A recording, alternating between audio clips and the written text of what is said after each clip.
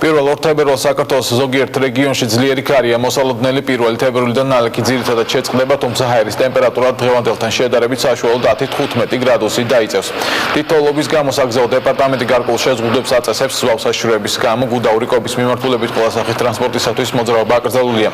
კომბორის და მესტიის მიმართულებით შეზღუდებით დაწესდა მისაბმელიან, ნახევრად მისაბმელიან და 30 ადგილზე მეტი ტევადობის ავტოსატრანსპორტო საშუალებებისათვის.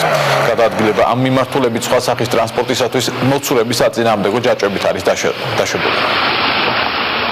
მინდა გამოვყო ეს არის კობი-გუდაურის მიმართულება, სადაც მოსალოდნელი ზღვაშიშროების გამო აკრძალული არის ყველა სახის სატრანსპორტო მოძრაობა გუდაურიდან კობის მიმართულებით. გომბორის მიმართულებით და სვანეთში მესტიის მიმართულებით აქ ერთნაირი შეზღუდვა მოქმედებს. ეს არის აკრძალვა არის მისაბმელიან, ნახევრად მისაბმელიან და 30 ადგილზე მეტი ტევადობის მქონე ავტოსატრანსპორტო საშუალებებისათვის, სხვა სატრანსპორტო საშუალებებისათვის მოძრაობა თავისუფალია მოცურების საწინააღმდეგო ჯაჭვების გამოყენებით. საზოგადოების ინტერესი არის რიგოთის საუღელტეხილო მონაკვეთზე. აქ მინდა გითხრათ, რომ არანაირი შეზღუდვა არც ერთი კატეგორიის ტრანსპორტისათვის არ გაგვაჩნია და მათთვის მოძრაობა თავისუფალია.